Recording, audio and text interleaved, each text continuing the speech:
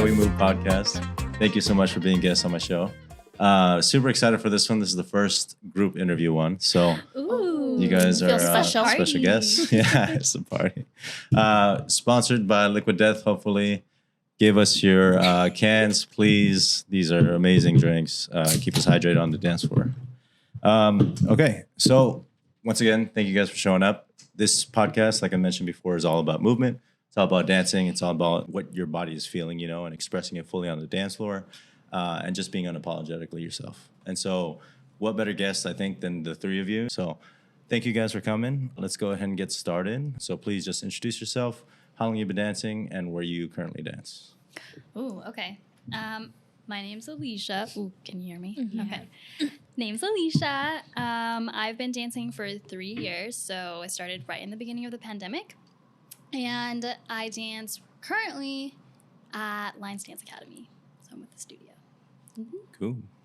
Hello. My name is Saba. I have been dancing. I started around 2017, 2018-ish. I was pretty consistent up until the pandemic. And since the pandemic, I've primarily been doing social dancing, very inconsistently, but trying to get back into regular partner dancing consistently with work-life balance. And I'm Kendra, and I have been dancing at Lions Dance Academy since 2019. So break in there for the pandemic, so probably like a little over 3 years also. Cool, very cool. So a lot of lines, groups, coming in, social dance, even though it's not necessarily a studio, it's still a place to practice, still a place to just express yourself. So cool, guys. Well, let's go ahead and just jump into the first few questions. Is really the most vague question to start is what got you started into the Latin dance journey? So kind of give me like a brief rundown if you can, just like what got you started, the first initial emotions that you felt, where were you, what were you feeling, the who, what, when, where, why. So if anybody wants to take the floor, go ahead. Sure, I'll go. It's like the Spider-Man meme. Okay. So I got started, kind of always been really in love with worldly cultures and especially Latin cultures. And so I've been taking inconsistently lessons since high school. And how I got started in the Portland dance community is I really loved the community here. It was a smaller community. When I started, I feel like it's kind of blown up in the last few years, but it was much smaller. It was definitely more of a family feel.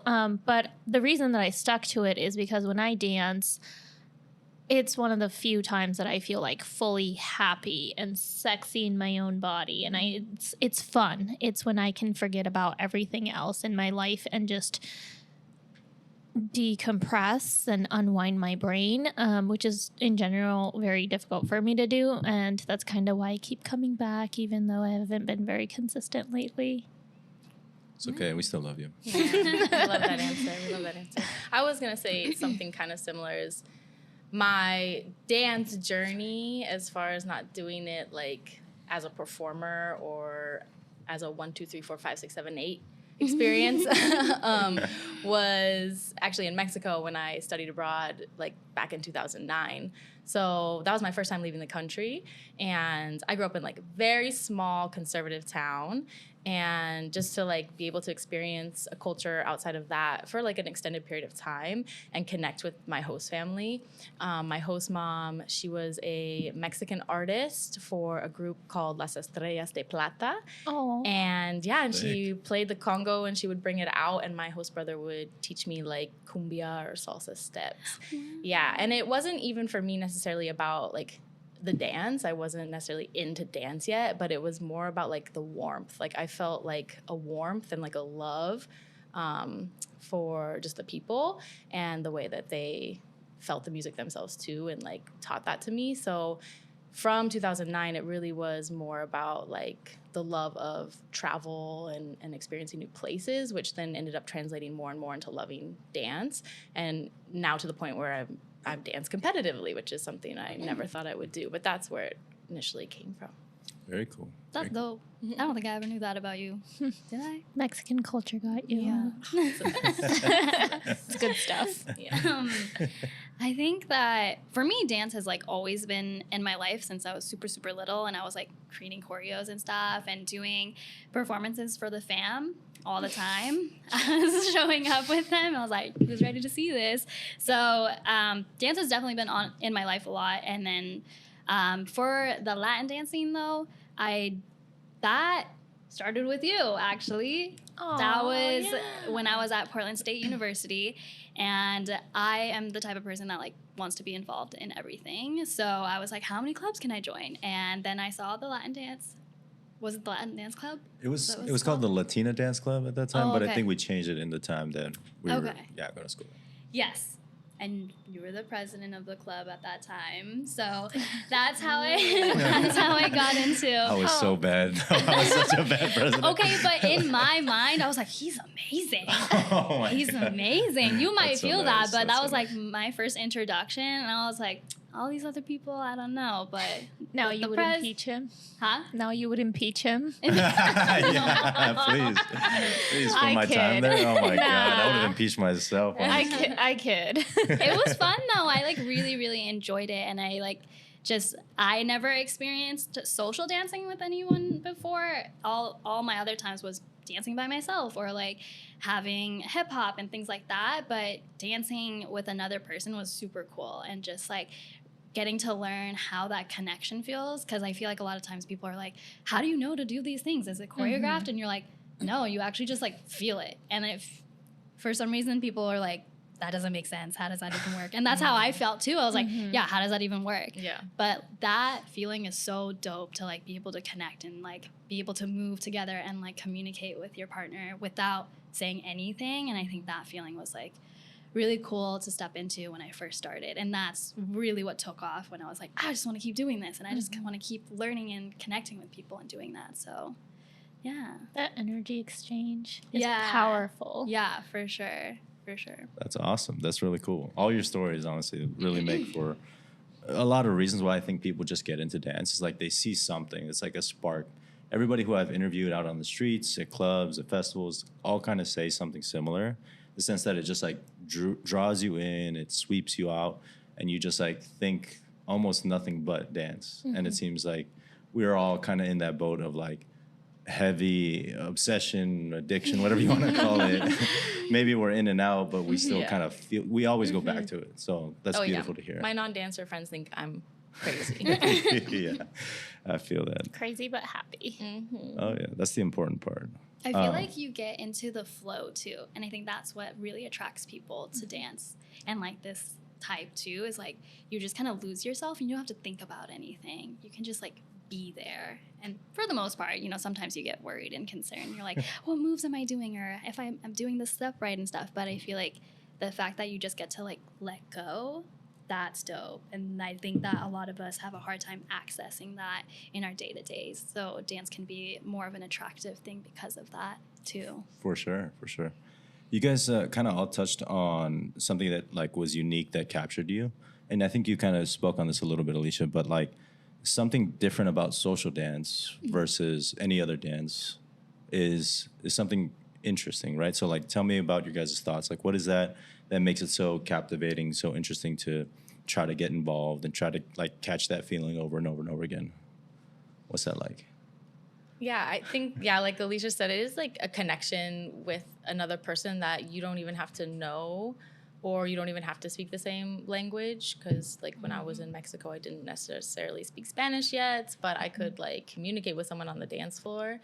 And yeah, it is crazy because you think like even before I danced, I was like, how are people like watching demos? How are people doing that? Like that has to be choreographed. It has to be choreographed. And it's not. And like you can literally move the smallest part of your body in the littlest movement up into like a large movement, and it's just all about like the connection in different parts of your body. So I think social dancing has that as a unique aspect, but then it also is like a way to connect in the community too, because I've lived in a lot of different cities and I moved around a lot, and I've made some great friends just because there's already that initial community, and you can connect with people who love something like you do. So that's another great aspect of social dance. Dance is a universal love language for sure. I agree. I wanted to say something similar in that no matter where you go in the world, dance is one thing that always brings people together, dance and food. And so even if you don't speak the language, just that energy exchange, like you don't have to be spiritual. You don't have to be this like faithful person who believes in all these things, because we all feel that energy. I mean, like some people call it gut feeling, some people call it like an intuition, whatever. But when you're around other people and you exchange that energy, like we know when it's good energy. And dance is, for the most part, that good energy that brings out the happy thoughts in you and the happy connections. And it's nice. Yeah, the happy brain chemicals definitely flow. Yeah. Did you want to touch on anything? I think they did great. I think that covers it. That's beautiful. It's interesting that we ended on that note, because it kind of transitions to this next question I want to ask y'all. Since I know you, all three of you, have performed really well in all your choreographs that you've done. The videos have looked amazing, by the way. And, if I haven't already said it before. But what is something that's unique, and maybe it's different from social dance versus choreographed dance or performances that you can kind of touch on? Maybe for somebody who's just starting to dance or who's interested in getting to start to dance, like what's that, maybe like that difference that you can tell people that could be a good thing or a bad thing from both sides? Does that make sense? Performance versus social. Correct. I have the least amount of performance experience here. So I would say for me, like I've only been on ladies teams. I haven't been on couples teams. And for me, like really the difference is that the relationships you build with other women on the team. But when you're up there and performing, it's a group effort. And the energy that you bring is a group effort, and the person on your right or the person on your left are feeling that energy, and you're feeling their energy. Yeah. So when you're performing, like, even if it's like a bad move or whatever, it's not the choreographed move, like you feel that energy and you keep going. Social is definitely more fun, I think, for me, because I still get heavy stage fright, but I love social in that, like, it's with one other person and you never know what the next move is going to be. So it's, very spontaneous. You also have to think on your feet a little bit more, especially in tighter spaces, because you have to be careful, like saving your partner from running into someone else or you not running into someone else. So I like the thinking on your feet aspect of it, less stress for sure. So both of them have their benefits and their drawbacks.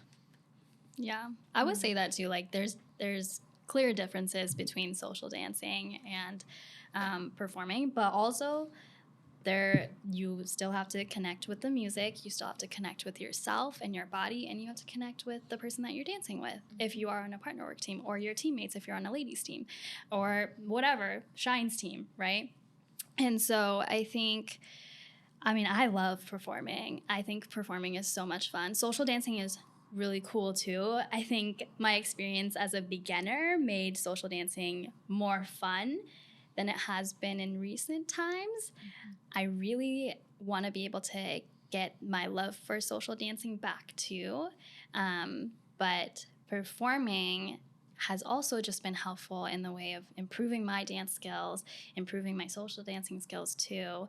And I think it just allows me to challenge myself. And it was the best, for me personally, it was the best way for me to grow at a quicker pace.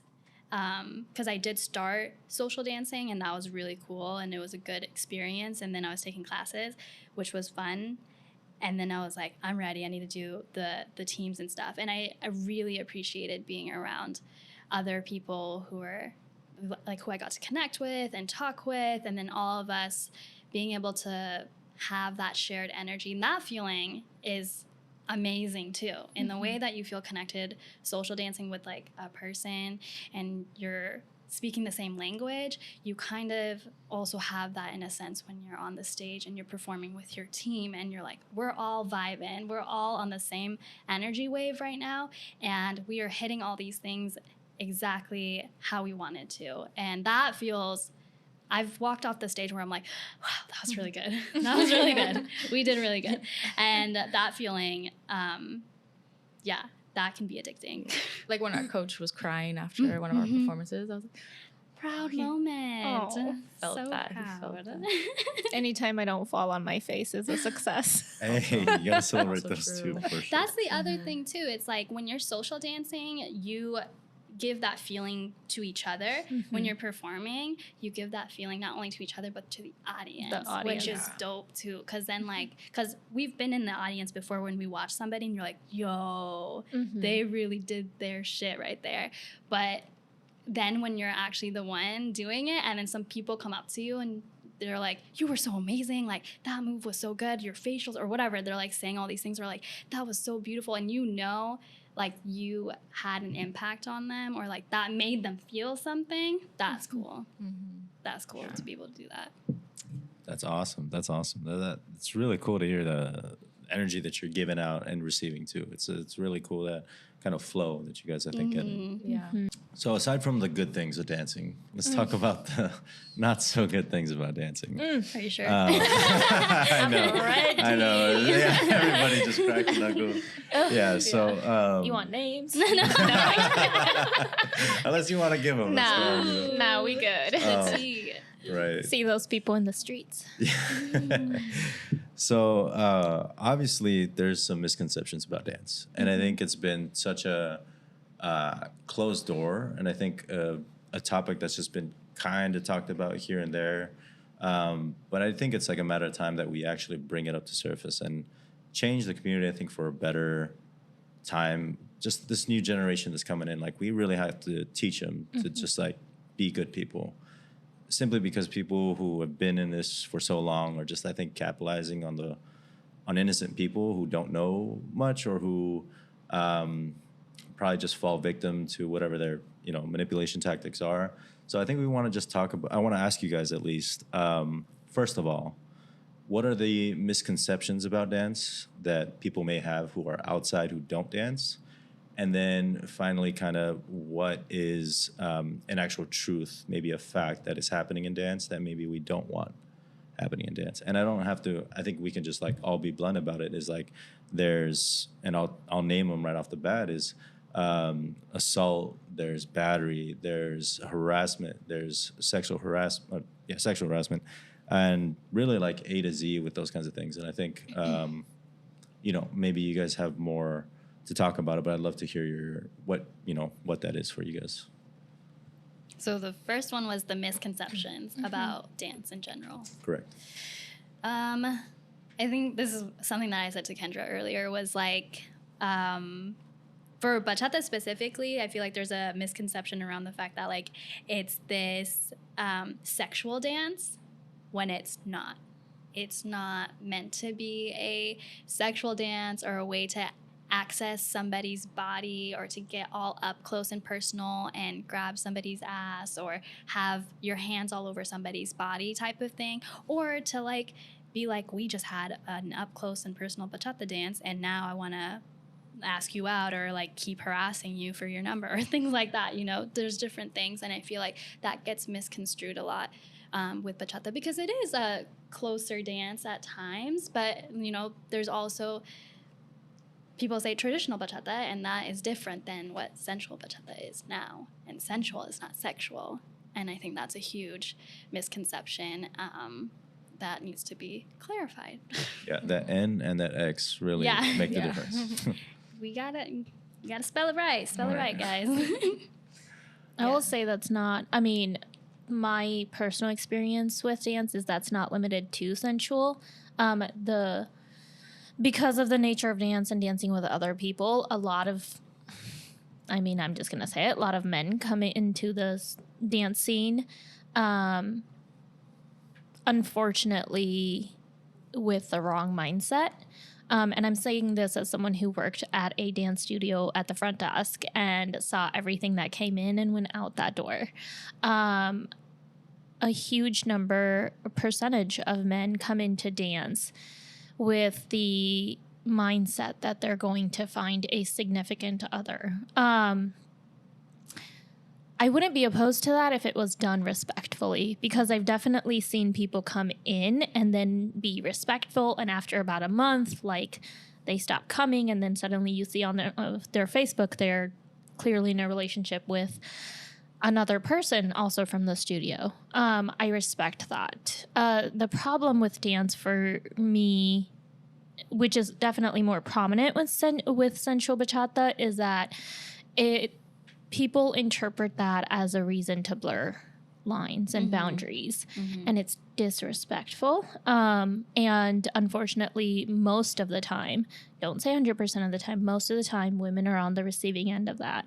And so that's been my biggest frustration, but it's definitely something that I've seen in other dances. I will say that I refuse to dance sensual bachata with leads I don't know, because of my own personal experience on the dance floor. I will dance salsa with almost most people. I will not dance sensual bachata for that reason. It's definitely a huge issue in the sensual bachata community. I think people just need to address it head on. I think it doesn't help that a lot of the times instructors also blur those lines and set that example. So it's been one of the biggest reasons why I've been hesitant to be a consistent member of the dance community after having a little bit of peace with COVID. And it's frustrating too, because someone like me who prefers bachata over any other style of dance, I can get really frustrated when I'm trying to respectfully enjoy a dance and a song and it's not reciprocated. So that's when I leave. And that's part of the reason why we've kind of stopped social dancing as much, because we've had experiences that have not been respectful. I was going to kind of add on to what you all said, because I 100% agree with what you said, and just mention that a misconception, especially I think for newbies to the dance world, is that you can't say no. And I was sharing this with Alisha earlier, is that I feel like something that I've gotten better at as I've danced longer is saying no, because you really go into the dancing thinking as a follow, someone asked me to dance, I have to say yes, or it's rude if I don't, or whatever is going through your mind. But you can say no, and there's nothing wrong with that. And it just becomes an issue when there's this thought of a power dynamic between a lead and a follow, that the lead has control. And so there is already a power dynamic in the dance, and that they expect you to just say yes or do whatever move that they're going to do. So I think it's just important to have your own voice as a follow, and you can say no whenever you want, and you can leave the dance whenever you want as well. No is a full sentence. I think that's a really good piece right there too, because regardless of the roles being lead and follow, dance is a mutual connection. It's a mutual space for us to communicate in. There's no who's going to be controlling what dance. A lead will offer a move or suggest a move, and the follow says, do I understand that? Do I want to do that? Okay, I'll do it. There's a lot of communication back and forth. It's not that the lead knows it all and they're going to take you through everything and you have to just fall for anything that they're doing. And you don't have keyword to. Suggestion, Yes. because leads think that they have to make the follow do something or force the follow to do something with their lead, and it's not. It's a nice suggestion that then, like you said, the follows can take and do what they want or don't want with that suggestion. And if a follow doesn't do it and the lead looks at you and they say, you were supposed to do it this way, you leave that fucking dance. You say, okay, I don't want to dance with you anymore, because that's not fun and that's not something people need to say. You're here to just enjoy a dance with somebody. You don't have to be on a freaking, you're not teaching somebody how to do something on a dance floor. That's not, I didn't pay for a lesson. Nope. And definitely not from you. So just move on. Next move. Move on. It's easy. I will say, side tangent, we've been referring to lead and follow in traditional roles. Some of my best dances have been with women as leads. Oh, because 1,000%. I've never once been disrespected by a woman on the dance floor. There's a sense of comfort. Yeah, I feel when I dance with a woman. Definitely. Versus my guard is up when I'm dancing with exactly. That's what I was going to say. I will say I've been disrespected by women as well. So I think it's just the opposite. There's gender roles that I think you as women are just more comfortable with women, and that's fair. I think interesting to say this with other leads, I don't feel disrespected. But again, it's different. I'm a dude. Yeah. They're a dude. Yeah. Yeah. But I will say that there's still a good amount of women out there, or at least follows out there who are actually who I've been groped really bad in front of a lot of people, felt embarrassed and all that sort. Not saying that it's more or less significant than anyone else who's getting that done by or done to. I'm sorry. But it's interesting because it's out there. It's out there. Yeah. It's everywhere. So and it's Respect valid. people's bodies, period. Yeah. That's why, regardless, lead or follow, like, regardless of gender, like, these are things that are applicable to you if you're dancing, and you need to take it seriously and consider it. Because I've also, like, my boyfriend, Anthony, like, he talks about that too. Like, he has had dances where he's the lead, yes, but then follows are, like, all up against his body. And, like, they're, like, getting way too close and up close and personal. And, like, he didn't ask for that. He didn't pull you in closer. You're doing that yourself. Or you're, like, all up on his leg. And you're like, where did that come from? the Like, amount of scratches. yeah, or getting real close to somebody's face. Or like kind of coming up I know I got curly hair and you want to touch it, but also like that's another thing. That's Like, disrespectful. don't touch my hair. Yeah. I got curly hair, don't touch it. I know, exactly. I put too This much takes work in work. it. Yeah. It's not a maintenance. Exactly. We'll do another podcast for hair. Oh, yeah, Just curly please. hair. I had a dance in Orlando where for the first time ever, all the social dancing that I've done in my entire life, this man, first thing he said to me was, "Are you okay with being close during the dance?" Wow. First time anyone has ever asked me that. And it kind of caught me off guard. And I was like, what? What'd you say? And he was like, "Yo, is it okay if we're close at all during the dance?" And I was like, "Yes, and thank you for asking." And then after the dance too, I just reiterated. I was like, "No one has ever asked me that before, and I appreciated that so much. So thank you for asking that." That's cool. That might be a practice we need to talk about. Yeah. Dance That's awesome. is like such an amazing opportunity to practice consent. Yes.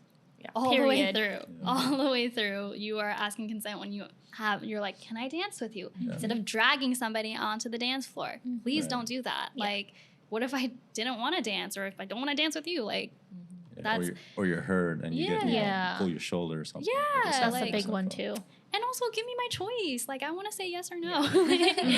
And yeah, it's like from there, from asking, from the suggestions that we just talked about, when you're dancing with somebody, when you want to get close, and when somebody wants to leave, they can leave. They're not forced into staying in something. Yeah. Like, it's all about consent. Yeah. Yeah, I think we're touching really well on like what's it called, like practices or techniques that we can use to I think create boundaries, because that's really the main, I think, overarching thing is like a practice to help say no, to respect yourself, to respect others, and really respect the dance, because it is two people on the dance floor. It's not just one.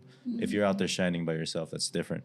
But in a partner dance and social dance, what we're talking about right now, it's really a communication between two people. And so maybe I'd love to ask you guys as follows: what are practical things that you do on the dance floor as follows to create those boundaries, set those boundaries, and be firm with those boundaries? Well, I've heard many techniques, the thumb on the shoulder if they're being too rough, but like give me like practical things that beginners or again people who are interested in dance can use. That's hard. The biggest challenge is getting yourself to a place where you're comfortable. At least that is for me. Yeah. Like Because, step one. Yeah. Just being able to be comfortable with like saying it. That feels hard. That feels hard now for me. It took me until this year to do that. Yeah. And I've been dancing for a very long time. Yeah, this is not easy at all. It's not. To just like be like To walk to away say from a some- dance. I've never walked away from a dance, but I have felt it. Yeah. I have felt it where I'm like, I need to walk away. Or there's so many things I didn't want to do, but it did. It happened. And like dips or spins. Like some freaking guy, I remember counting like 14 spins. Why are we doing that? That's not Or were they At with once? you? Yes, he just kept going. I was like, "Who are you Yikes. trying to impress?" And He was I'm churning getting butter. dizzy. Yeah, for real, for real. Oh my Why? God, Why that's do we need to do that? disrespectful, That was in Portland. Oh, Classic. Of course. Surprise. Yeah. Yeah. So, yeah. I don't know. I just don't understand why you would do that. Like, it's your first dance. You just met this person. Like, the whole premise of literally every healthy relationship, healthy communication, like, you meet that person, you get to know them slowly, and then you work up to that. I've literally had first dances with people where I never met this person 30 seconds into the dance. I get lifted off my feet. God. The amount of times that happens simply for being like a short woman Yeah. is insanity. It's insanity. And then the closeness. I do think that a lot of it, just because it's dance and a lot of it is sensual bachata, just because of that dance, people will not like even work up to, are you comfortable being close? They immediately just go to the whoom, like in the tight bear hug. So I think like the biggest thing that I would say is just, if you are a newbie to the dance floor, get comfortable with your own boundaries and communicating those, because it's going to be really hard. Obviously, you're in a new environment. You're going to feel like everyone is already a part of a community and they all know each other, and like you're coming in and it's a lot of new information and new people and a lot of excitement, and you're afraid of being excluded or being labeled as like the problematic one or whatever. Know that those of us who have been here around for a while have all been through that, have all gone through what it's like to have to figure out how to say no. I literally had an instructor coach me on that for a full private on how to say no. That's awesome. I mean, I literally paid for a private just to figure out how to say no. What was your biggest takeaway from that? That it's my body. And again, we are taught that, but you don't internalize it on the dance floor, where you are asking people to like pull their boundaries back because you are so close. So it's difficult. Well, it should be a conversation that more instructors have in their classes and with students, because it's not really discussed, and it should be. So I think it should be a conversation we have everywhere, like even at intro lessons right before the social, you know, that they have at the clubs, like especially at the clubs. Especially at like, the clubs. That's where people, you know, that's where those people come. And it's like, if you don't nip them right in the butt right then and there, you just set them free. It's like opening Pandora's box. You just, all hell breaks loose. No one's there to tell them the right way. Exactly. Yeah, because the ones who really need to hear it aren't showing up to the workshops and the classes where they're covering that most of the time. That's true. That's why it does need, it's partly, it's everybody's responsibility. If you're in the scene, it's all of our responsibilities. Your friends, your instructors, studio your directors, DJs, congresses. Like, there are so many opportunities, and like, you know, I feel like people will be. It's okay. There's 3 angles. We'll cut that out. Put it in Zoom. It's fine. My clumsiness is showing on camera. Oh my gosh, I forgot what I was gonna say. Sorry. Okay. Everyone's responsibility. It's everybody's responsibility. And I feel like people will say, you know, how many times can we bring this up? As long as the problem exists. Exactly. As long as the problem exists. If you can continue to teach the same basic in a class, you should be able to say this announcement every single time. Oh my God, that's so. You're repeating it? So Yeah, true. repeat it. Like, it's an inconvenience? No. What's an inconvenience is the BS that people have to deal with, and there's no reason that people should be leaving the scene because they don't feel safe or that they have had negative experiences that had led them to that. So yeah, you have to maintain that healthy, sustainable, long-term practices for people to want to stay in the scene. I was gonna say some like techniques that I've used is like trying to maintain my frame, you know, when leads try to get closer. So trying to give a little tension or pushback. Not that they always pick that up, but I think that's a good start. And then even just at, you know, using your words, like you both said, like I had to get better at that. So just being able to say it and then to leave the dance when you feel uncomfortable, which, yeah, like Alisha, I've wanted to so many times and I've only done it like twice when it was like really, really bad. So we're all working on it. That's great. Yeah. Those are proud moments because it's freaking hard. I have not left a dance. I don't even think I've really said things to people. I'll put the pressure, like you were saying, the thumb. I use like my full hand and I'll like press back. Yeah. Or like I'll just like create distance like this. My face is the biggest indicator. Like if I'm not having fun, I definitely don't look like it. Like I will be like, no. What's wild is I hear like a lot of follows say that. I mean, I'm the same way. We were having that conversation with Morgan, like that, like your face is just like, you know, disconnected. RBF. Like, I'm like not having a good time. But I don't feel like that's ever picked up on. Never. So I don't know. Never. No, I think it's interesting. You said, I feel like and this is just I think a theory that I have is like with so much stimulation, I think this also applies to just daily life. Like so much stimulation, audio, visual with the lights dimmed and whatnot. Like your brain is so distracted in a way, and people already aren't present. That they're either looking down or looking away or like barely glancing, barely making eye contact. Not saying that it's completely not their fault, because it is their fault for not paying attention and being present. But I think there's this switch that happens in your brain that just shuts off when you see that. You're just like more confused than ever. Because sometimes I look at follows, and follows will give me that face, and I'm just like, I want to reset. Let's go back to a basic.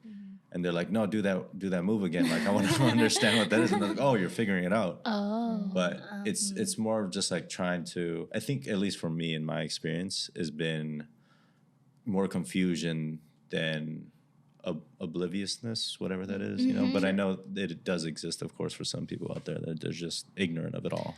I will say that even with words, which I have no problem with, even with words, I've told people directly, like, don't do this, or I've like locked my elbows, like you were saying.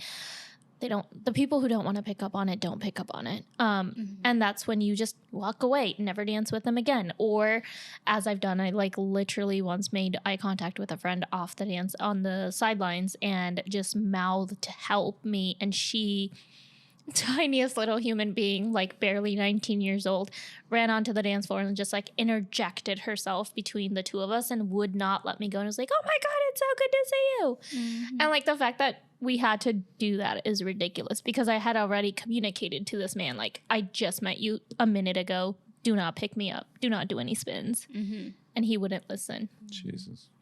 Yeah, there needs to be more moderation, I think. Yeah. Like, straight up, I've seen socials do this in cities that I've traveled to, especially in Spain, where they'll have people watching, observers. Nice. The mob is actually, I don't know if you guys are familiar with the mob. I've heard of them, yeah. Awesome organization, really doing good stuff for the dance community, keeping it safe. Yeah. They'll have moderators. They'll have people watching. They have a list of people who are like no-goes. If they show up at the social, kick them out, like all these things. Okay. So like, it's like right, exactly. We need to like start employing these kinds of people at these clubs or socials, because this is really just happening everywhere. Yeah. Oh, I tell my friends, I say, do not dance with that man. Yeah. Yes. Like, you don't want to be labeled. No. Once you're labeled, it's over, guys. Goodbye. Yeah. You don't want to do it. Don't be just don't be a shitty person. Like, really, that's the end all be all. It's not about like being blacklisted or like separated. Like, if you're a shitty person, that's going to happen to you. Just don't be a shitty person. And I think we can give, like, I feel like I give grace to people too. You know, like you were sharing about your experience and like confusion. I can give grace for that. And, I get confused sometimes too. I don't know. Like, there's just things that happen in the dancing. You're not going to be able to read people's minds, and that's where that communication piece comes in. But then there's situations like Saba's where there's an active disregard for somebody, actively, and just being dismissive, disrespectful. No, not going to cut it. Those types of behaviors need to be left. Oh, they need to go away. I think you guys have a great, like, level-headed just viewpoint, just like objective. It happens. The way you communicate it is very straightforward. And it's like a no bullshit thing. Like, we can sugarcoat it all we want, but really it's just about nailing it in the head and putting it out there, because there's no more gray area with this shit. Like, it shouldn't be gray area no more. So. I think that people should come in with extra caution, because it's such of a sensitive spot or sensitive place and sensitive activity, I guess. Like, you're starting it with so many people letting their boundaries down and inviting you into such an intimate experience. That alone should just, you should proceed with caution. That doesn't mean like you just come in, with a sledgehammer and break all the walls down, because that's not going to have the effect that you want. It's about, I think, an honor thing. Like, you give honor, grace, love, and compassion to your partner, to yourself, to the dance, to the culture. Like, it's not just a go out, and it can be like, people just, I think, have different versions of what partying and having fun is. And like, it could be just go out and like dance all crazy, however you want to express yourself. But when it involves another human being, I think that's where it's what you're talking about, Saba, is like, you got to have that sentiment of caution in a way. Yeah. Take care of each other. You're in a dance, you're connecting, take care of each other. That's like, and this is a community. That's what it means too. Like, you're in a community. You're going to see the same people out at the same spots every week. Yeah. Don't make enemies out of that. Don't shit where you eat. Don't shit where you eat, yo. Okay, so I know we like kind of harped on a lot of the bad parts in our dance, but I think let's go back to a little bit more of the positive stuff. Besides those challenges and those obstacles that you guys have face, or maybe will face in the future, what are like the biggest lessons that you've learned in to apply to your dancing from here on after? I know we kind of touched on it, like I don't dance with that person, or I just don't dance, period. But like, what are some things that you really like took to heart? I think I heard something along the lines of having the confidence to step up for yourself is a big. What else is on the table for that? Teamwork, relying on each other to, I don't know, sometimes I'll like have a really rough day at work, and then you come to dance and you forget all of that because your teammates just like uplift you. And even if you're not on a team, the community that you have, that support system, it's unmatched. Yeah, I agree. I think, like, we just got back from Orlando and performing there, and everyone's, how was it? And, there were, like, some things that weren't that great. The hotel had some cockroaches. That's Florida. Yeah. That's what I said. That's Florida. We're Florida. But, and then maybe, like, I messed up something on the stage that I was working on. I didn't want to mess up. I messed it up. So there's things that happen that make it not as great, but it doesn't matter, honestly, when I'm with like the girls from the dance studio and we get together. I'm like, I can be anywhere doing anything, but it's like the bond and like that like really just like we know we work hard and we work hard together, and so then it's like such a release to go to an event and have that like ultimate experience together, and it really brings you like so close. And that's something, I mean, that's really why I'm still doing it, because like I have moved around a lot and I didn't make such like deep friendships. I've made a lot of friends and I'm a very social person, but like I feel like here in Oregon doing the dance studio and performing and being with the girls is like the first time where I'm like, since probably college, where I'm like, wow, I have like these deep, meaningful friendships that mean more to me than these negative things that are happening in dance. And I'm not willing to walk away from it because I love all these aspects of it. So it's definitely for me the women and the bonding and the love that we share for dance, for sure. Very cool. And some men. Obviously, you're a big part of that. Thanks. You. Anything you want to touch on? No, I also very much agree.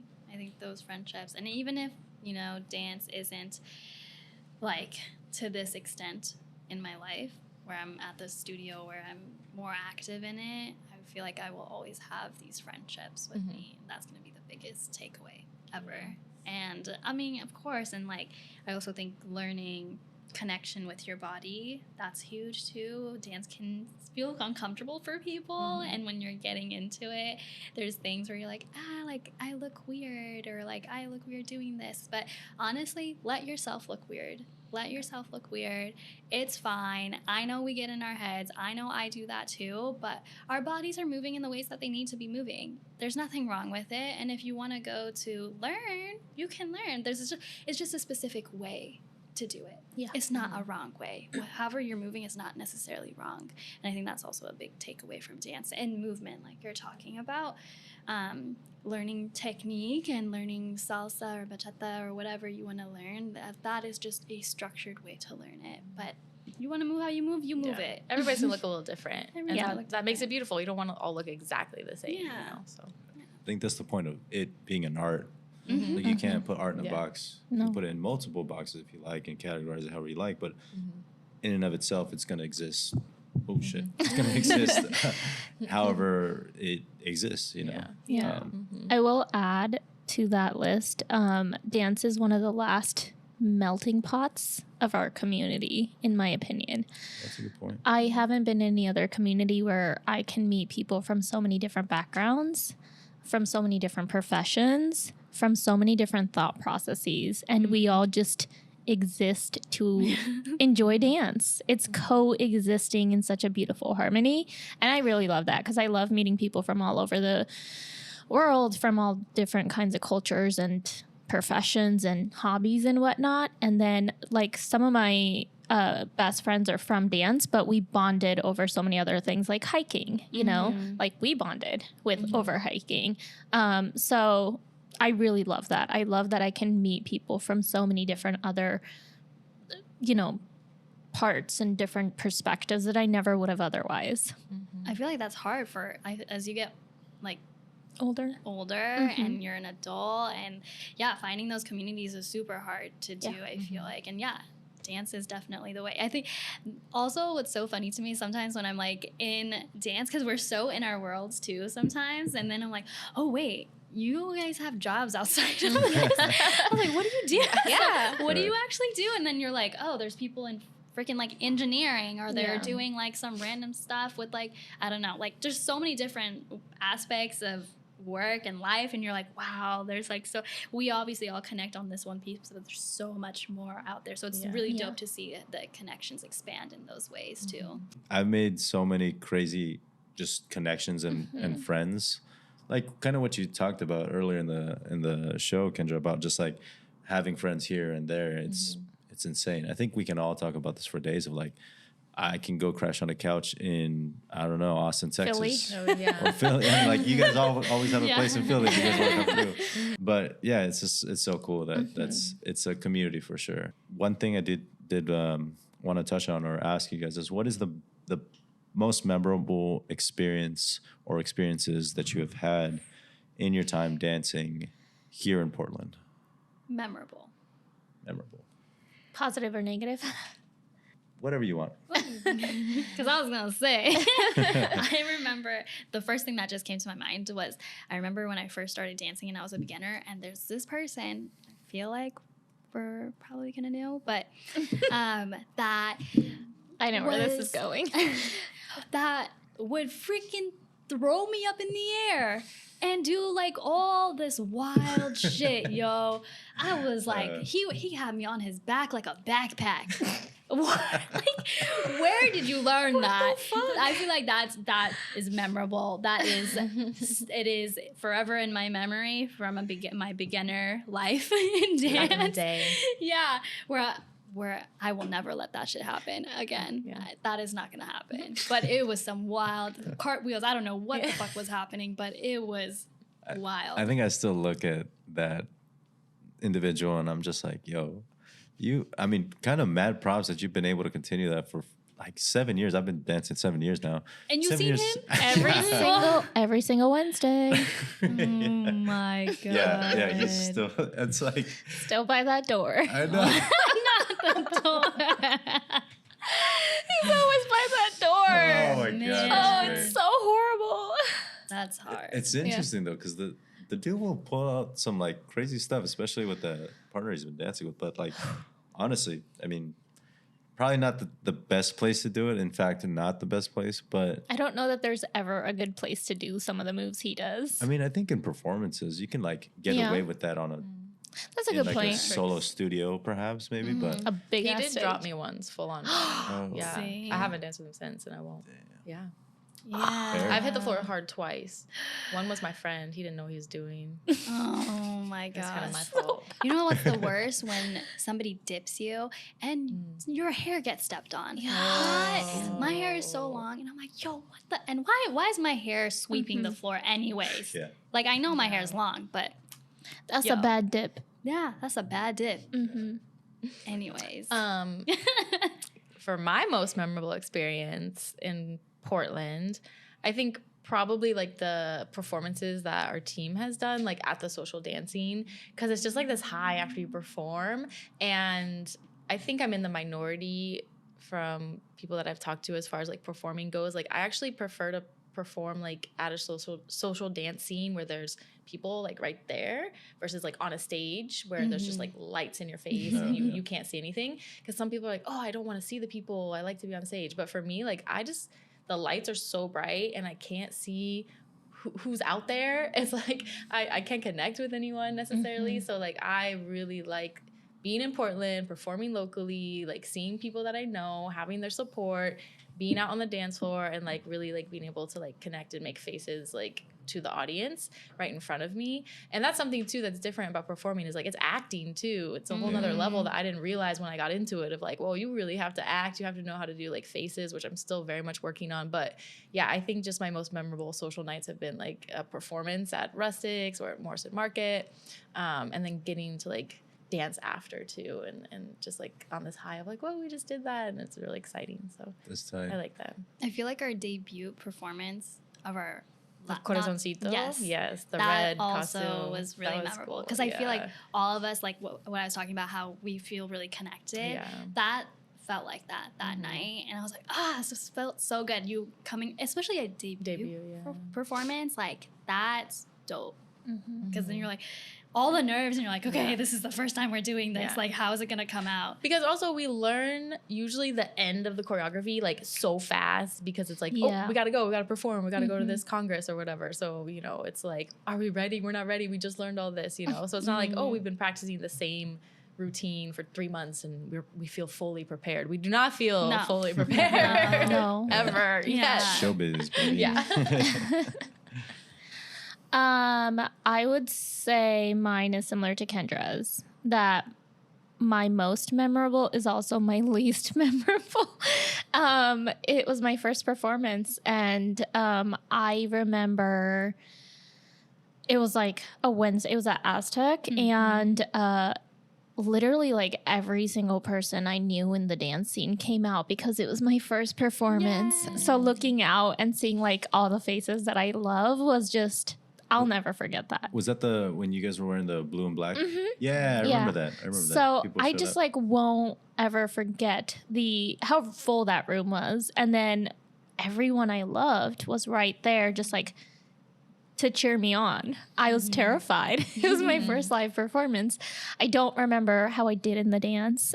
Looking back on the video, I was like, oh, not too bad. And I know that there are members on my team who like felt like that was terrible, but I will never forget how it was I blacked out. Yeah, blacking out's a real thing. I used to black out on stage too, and I was like, I don't know what just happened. Yeah, I blacked out. I don't know how I did as a dancer, but I think that was also a very triumphant moment for me, because previously I had tried out for a number of teams and had always been rejected, no matter how hard I worked and how much I trained and whatnot. And so like for me to be able to work or dance under an instructor who is, Deanna is like phenomenal. She's a phenomenal dancer, an instructor.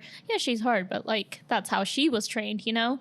And so for me, that was very triumphant to feel like I did this for myself, but it also kind of feels good to be like, I made it here despite getting all these rejections from different people. For sure. Oh, yeah. Yeah. Oh, yeah. Good for you. I was very proud too. Yeah, I know. Me too. I mean, I think I went to your second, the Rustics one. Yeah. I went to the second one, but I was so excited. So good. It's part of like that friendship and connection too, I feel like, because like even for example, like we just got back from Orlando, and then, you know, no sleep, like exhausted, and then our good friend Patricia had a show the next day, Tuesday, at Morrison Market, and she was like, "You all don't have to come," you know. But it was people show up. It was for her you. debut for a partner, her first partner bachata team, and I was like, "I'm gonna be there," and I was. Yeah. And I was front row, and I did a video, and I sent it to the team, and I went and high-fived them before they went, because I know how hard they worked, and I know so how hard it is hard. to get on stage, you know. So And then you realize you work so long, so many practices for 2 minutes. 2 minutes. 2 minutes. Maybe even most times a little less than that, Yeah. like a minute and like whatever, and it's just gone. And the 3 hours of hair and makeup, you know. Right? For real. That But like the rollercoaster. community showing up. Yeah. Dude, That's important. Yeah. It is. That's what makes it really fun and exciting too. Like just seeing people cheer for you, you're like, yay. Yeah. Wait, what's That's been beautiful, most guys. memorable for you?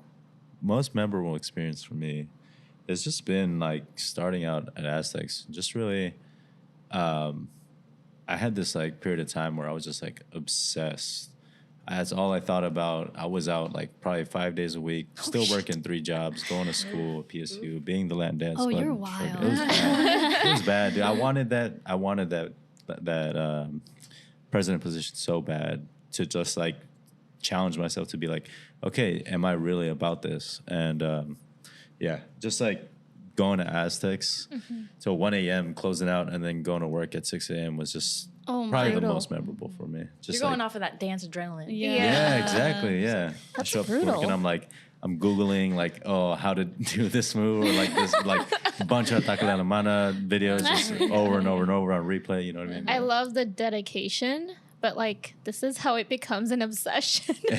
Yeah. It was bad. Yeah. You have to get into it. You can go all in, and then you might disappear, and then you're like, balance back out. Yeah. You'll find a balance. Yeah, Eventually. you'll swing. Exactly. Yeah, eventually get to the middle. Yeah. But besides that, I think, guys, that concludes the show. Any final comments you guys like to leave? Maybe something that you're working on, a goal of yours for dance, where you want to see yourself in a year.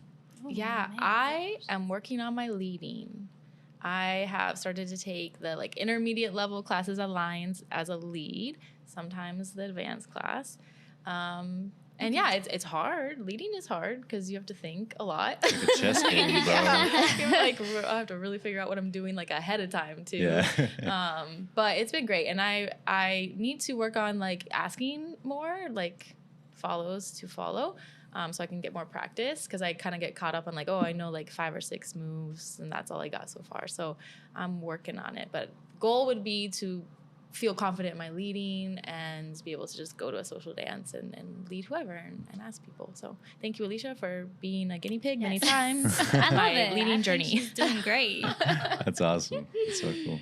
I mean, save me a dance. I will, Saba. I feel like some of my goals, definitely to be more assertive. I said I was going to do that in Orlando. I don't know how well I did that. So I'm going to continue having that as a goal for myself when I do go social dancing, being more assertive and being okay with saying no and walking away. I definitely want to continue improving my salsa skills too, because that's what I want to I think it's fun. Salsa is really fun too. And there's a lot for me to learn there, and bachata too. There's levels to it all. So I want to just keep challenging myself and being able to like continue being a better dancer, better performer. And I do want to be a better social dancer, because sometimes I think about it and I'm like, oh my God, am I fun to dance with? I'm like, is it fun or is it not? Am I like, so then I'm like, okay, how do I need to improve my social dancing skills too. And those are definitely different from just being on a team and performing and stuff. So yeah, that's where I'm at. I think my goal right now is just to try and get back to consistently dancing. I think it would be really nice to join a team soon. I really want to do that. I've never done a partner dance team, so that's a goal, but there's always a struggle of imbalance of leads and follows. Yeah. So, somewhere down the road. Oh, yeah. All good goals. All good goals. I'm actually on the flip side. I'm actually learning to follow. Oh, okay. So, you gotta lead me. Yeah. Yeah. Please, anyone, if you guys are you guys leading as well? No. Not so much. That's a lot to think about. Definitely not as improved of a dancer to start learning the other role. I think it helps. I mean, Oh, I've heard for sure. you. 1000%. Yeah, just like understanding what the other person is going through when you're dancing and communicating. Like, I'm sure. Dog, my back is so sore after following. After all Everybody doing I was like, that was the worst. yeah. Everybody doing this. Yeah, exactly. And then your The lead's freaking- telling you to bend your knees. Ow, and then like, my hair whips myself in the face. Like, I get it. I get it now. I could just love imagine that. that being a L'Oreal commercial L'Oreal. with your hair. Sponsor L'Oreal and Liquid Death. And Liquid Death.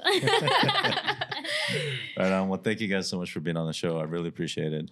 Thanks for having us. Yeah, thank you. Yeah, of course. This was My fun. pleasure. Thank you Let's guys. do it again sometime. Yeah, absolutely. We'll switch it up. Oh yeah. Ooh. When you'll be on our podcast. Oh, snap. All right. You You're tell in me the day. hot seat now. Oh, no. Yes. All three of you guys? All are three. in it? Oh, that's insane. Interrogation. No. That's an intervention. I'm not ready for y'all. That's crazy. Surprise. It'll be This fun. is the intervention. Yeah. We're going to And switch up. the cameras. What is the podcast? This the Just Ask? Yeah, just Okay. ask. We're working on it. Yes. We're gonna get it out there, but it's gonna be a little bit different from your podcast where we're talking more about how do we improve the scene. So then it is safer for folks and it doesn't leave that bad taste in people's mouth and stuff. So We have one episode out. Has it been a year now? It's been a year. It's been a little over a It's year. been a little over a year, but we got positive feedback from it, which is why Oh, we're yeah. like, let's do Yeah. some more. Oh yeah, y'all check it out. Where can people find the Just Ask podcast? Spotify. It's on Spotify and it's just, is it Just Ask? It's just us. And then it's, no, I think there's little Periods. periods. Yeah. So just A period S period K period. Alisha, Saba, Kendra. Mm-hmm. And it is, I think I still have it on my Instagram, like under my bio that they can click. I think I have it on my bio too. Yeah. Perfect. Yeah. Awesome. We'll definitely have more stuff. Yeah, I'll put it in the show notes Yeah. for sure. Yay. Thank you guys so much. Appreciate it. Thank you. We did